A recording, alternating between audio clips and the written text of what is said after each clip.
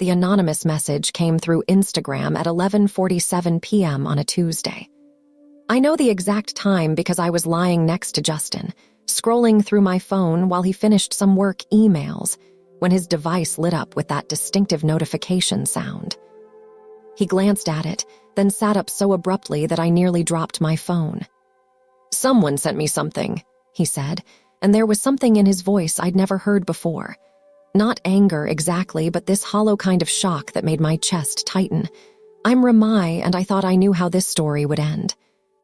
We'd been together for 18 months, living together for the past 8, and everything felt solid in a way my relationships never had before. Justin was a software developer for a mid-sized tech company, the kind of steady, reliable guy who remembered to change the air filters and actually enjoyed grocery shopping. At 31, I was finally ready for that kind of stability. The wild years of my 20s felt like someone else's life entirely. The video was grainy, clearly shot on an older phone and mercifully brief. But there I was at 23 in what was obviously my old apartment near campus, with 3 guys whose names I couldn't even remember now. The tattoo on my shoulder blade gave me away, a small constellation I'd gotten during my astronomy phase. Justin knew that tattoo intimately. "When was this taken?" His voice was carefully controlled, the way he talked during difficult work calls. "Years ago, before I knew you existed." I was already calculating, had to be 2016, maybe early 2017, during that period when I was bartending at the club downtown and going through what my therapist later called my experimental phase. I'd been struggling financially, working 2 jobs to afford my tiny studio, and yes, sometimes the lines between personal exploration and practical necessity had blurred. "Who sent this?" "I have no idea." The account was obviously fake, created just to deliver this particular bomb into our relationship. The message was simple. "Thought you should know who you're really with." I reached for his phone to delete the video, but he pulled it away. That small gesture, him protecting the evidence of my past from my own desire to erase it, felt like the first crack in our foundation. "We should talk about this in the morning," I said, because what else do you say? It was late, we were both shocked, and nothing good ever came from midnight relationship autopsies. But Justin was already spiraling. "How many people have this video? Is it online somewhere?" "I honestly don't know." It was so long ago, and I wasn't exactly keeping track of. "Of what? Your amateur porn career." The words hit like a slap. In all our time together, Justin had never spoken to me with that kind of contempt.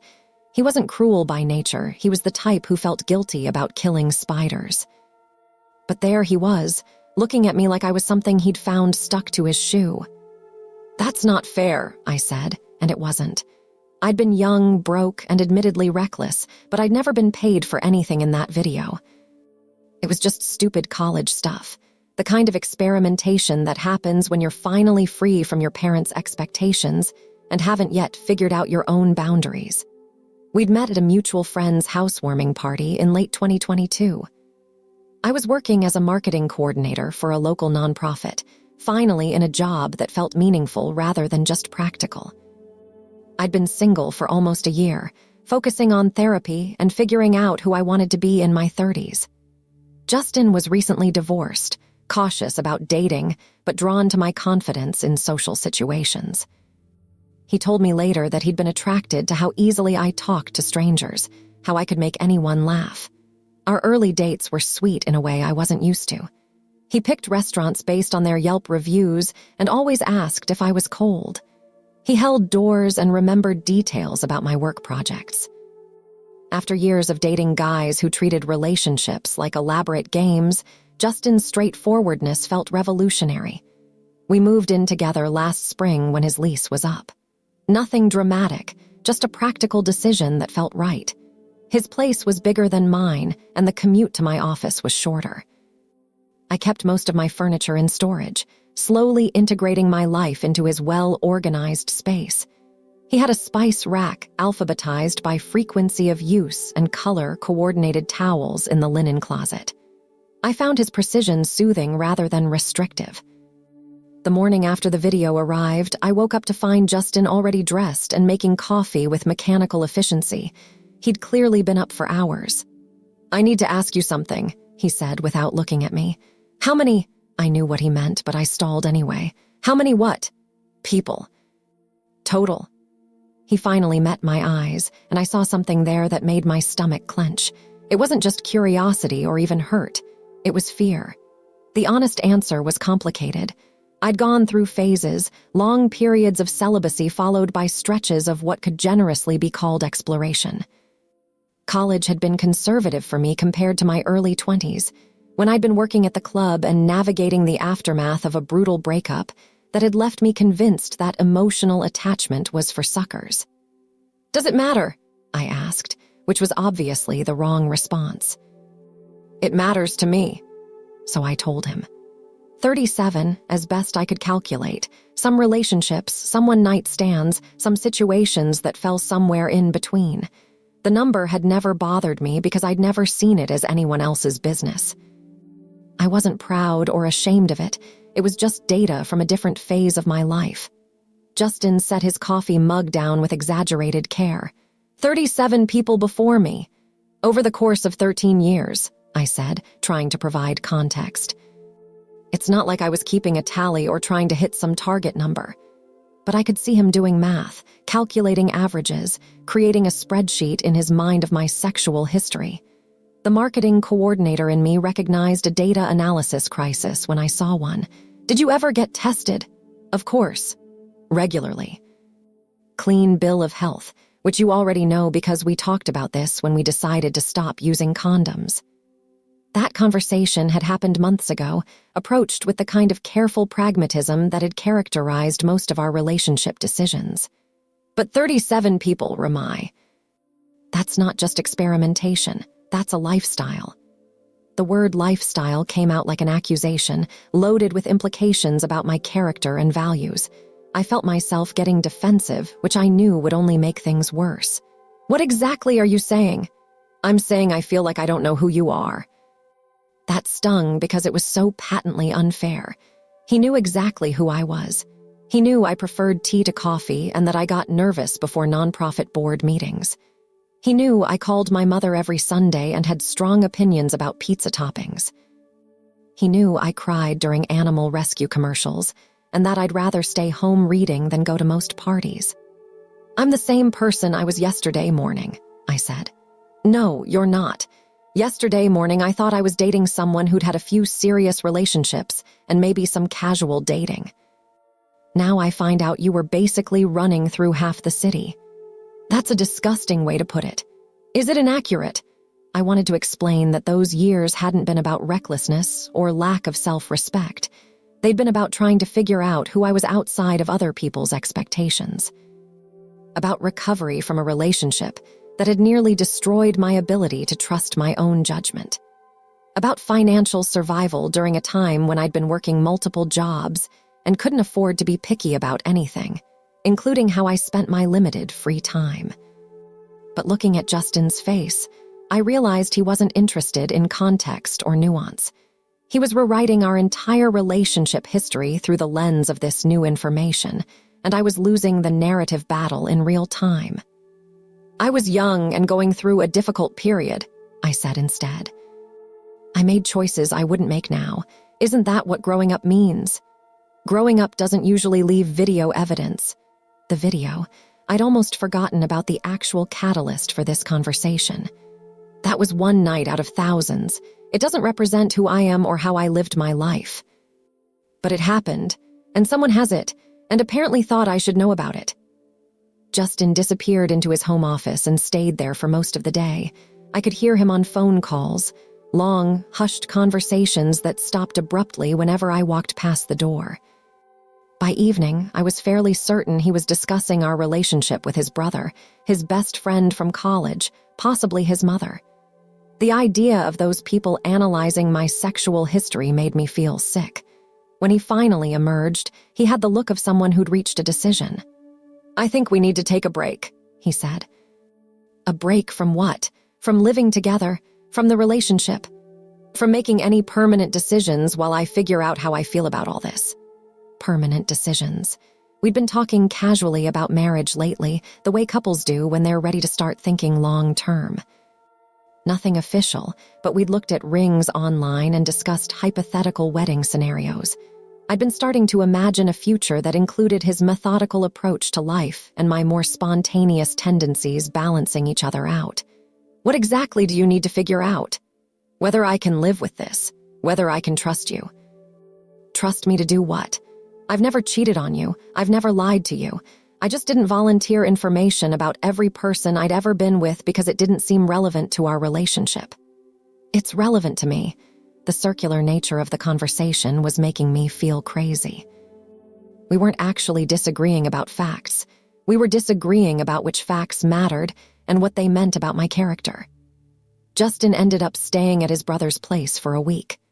During that time, I found myself obsessively researching relationship advice online, looking for articles about how couples navigate revelations about sexual history.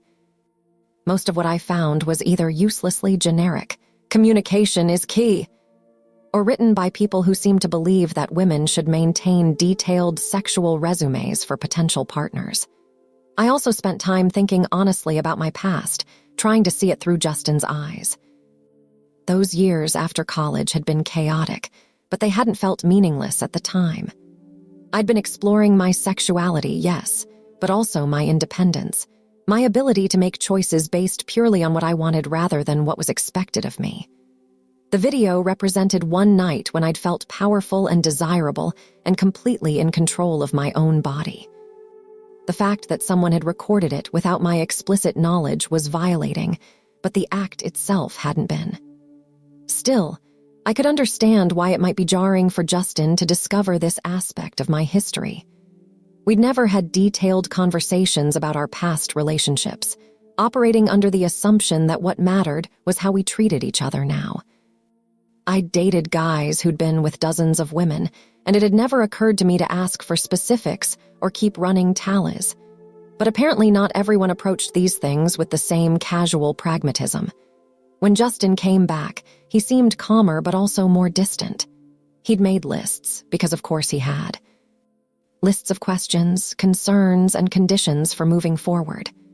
"I need to understand why you didn't tell me about this earlier in our relationship," he said, pulling out his phone where he'd apparently organized his thoughts. "Tell you about what, specifically? The video. I didn't know it existed. The number of people I'd been with, you never asked. But don't you think that's the kind of thing you should volunteer?" I considered this seriously. In the early stages of our relationship, we'd covered the basics, recent breakups, STD status, general relationship history. I'd mentioned that I'd gone through a wild phase in my early 20s, but hadn't provided specifics because he hadn't seemed interested in details. "I told you I'd done some experimenting," I said. "You said you didn't need to know the details. I didn't realize the details were quite so extensive. So this is about the number.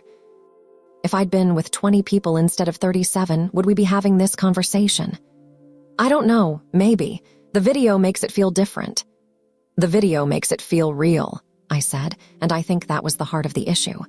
It's one thing to intellectually understand that your partner has a sexual history. It's another to see evidence of it.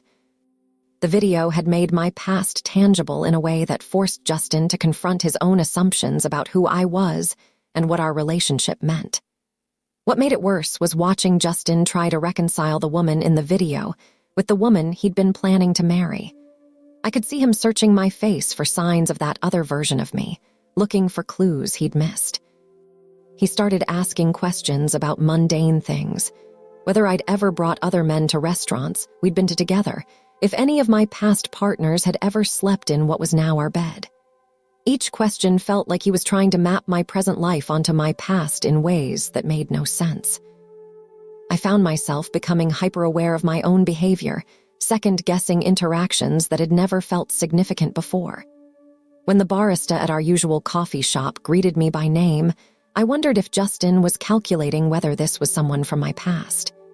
When I laughed at a coworker's joke during a video call, I caught Justin studying my face with an expression I couldn't read.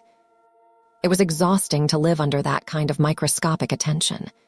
The physical intimacy between us became strained in ways neither of us knew how to address directly. Justin seemed almost afraid to touch me, as if my body now carried too much history for him to navigate comfortably. When we did have sex, it felt performative, like he was trying to assert his place in my sexual timeline rather than simply being present with me. I started avoiding his gaze during intimate moments because I could see him thinking, comparing, analyzing. Meanwhile, I was dealing with my own spiral of resentment and self-doubt. Part of me wanted to apologize for my past, to somehow make amends for choices I'd made before I knew Justin existed. But a larger part of me was furious that I was being asked to feel ashamed of experiences that had shaped me into the person he'd fallen in love with. I began to wonder if his love had always been conditional on his ability to understand and approve of my entire life story. I started having dreams about that night from the video. Not exactly nightmares, but unsettling recreations where I was simultaneously my 23-year-old self and my current self, trying to explain to Dream Justin why I'd made the choices I'd made. In these dreams, he was always walking away, and I was always left standing in that cramped apartment, watching our future disappear through the door. The practical aspects of our shared life became minefields. Justin had always been the type to plan our social calendar weeks in advance, but now he seemed reluctant to commit to future events. When his coworkers invited us to a wedding 3 months out, he said he needed to see how things were going before RSVPing. When I mentioned wanting to book a vacation for the fall, he suggested we table that discussion for now. It was like he'd put our entire relationship on probation while he decided whether I was worth the uncertainty I represented. Most painful was watching him lose trust in his own judgment. Justin prided himself on being a good judge of character, on making careful, well-informed decisions. Discovering that he'd fundamentally misunderstood my past made him question everything else about our relationship. Had he missed other important signs? Were there other secrets I might be keeping? I could see him replaying our entire history, looking for clues he'd ignored, building a case for his own failure of perception that somehow made my past more significant than our present. We spent the next few weeks in a strange kind of limbo. We were living together but felt like strangers. Justin was polite but careful, as if he were still deciding whether to trust me with basic conversation. I found myself censoring stories about my past, avoiding references to people or places that might remind him of the version of me he was struggling to accept. The worst part was how the video had poisoned not just our present but our future. Justin became obsessed with the possibility that more evidence of my past might surface. What if someone recognized me? What if the video was posted online? What if, years from now, our hypothetical children found it? "You're creating problems that don't exist," I told him during one of our increasingly frequent arguments. "You're letting your imagination run wild instead of dealing with reality." The reality is that I'm in love with someone who didn't trust me enough to be honest about who she really is. I was completely honest about who I am now. The person I was at 23 was different, and I didn't think those differences were relevant to our relationship. "Everything about you is relevant to our relationship." But that wasn't true, and we both knew it. Everyone has parts of their history they don't lead with in new relationships. Everyone has phases they've outgrown, mistakes they've learned from, experiences that shaped them but don't define them. The difference was that most people don't have video evidence of their experimental years. I started to suspect that the real issue wasn't my past, but what it represented about the future. Justin wanted certainty, predictability, a partner whose history he could fully understand and categorize. My past suggested chaos, impulsiveness, a willingness to make choices that might have unexpected consequences. In a lot of ways, it was the opposite of everything he valued about his organized, risk-averse approach to life. 3 weeks after the video arrived, Justin sat me down for what I knew would be our final conversation about the situation.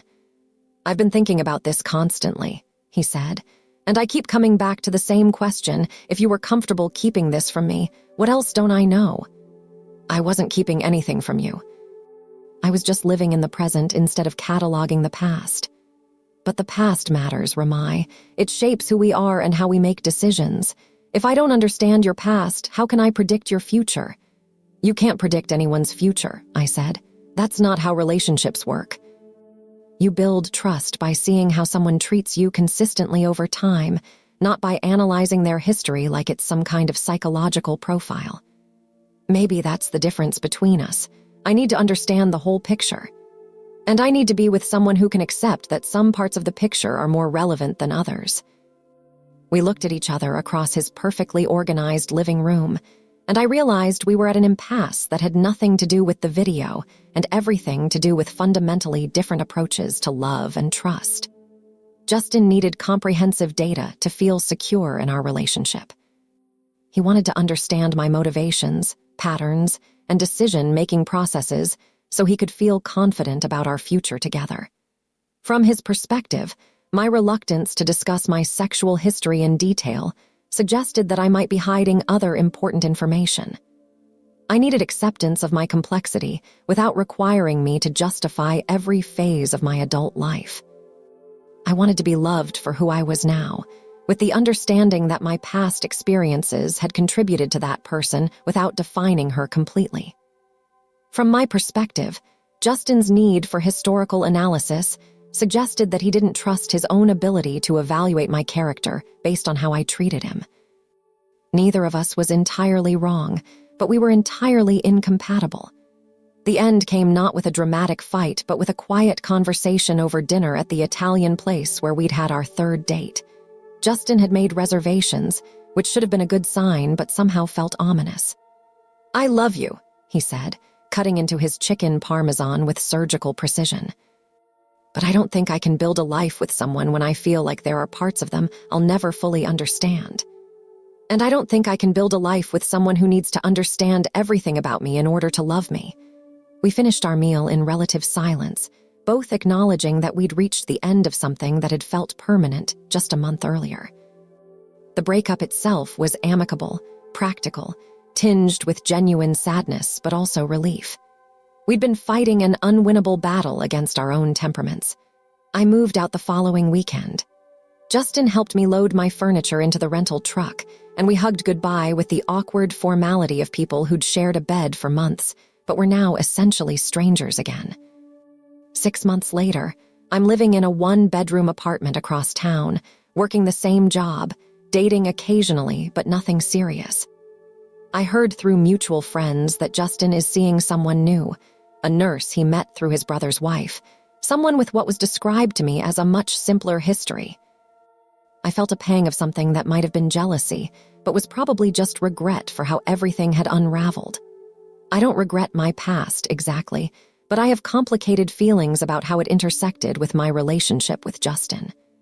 I still believe that my sexual history shouldn't have been the determining factor in whether we could build a future together.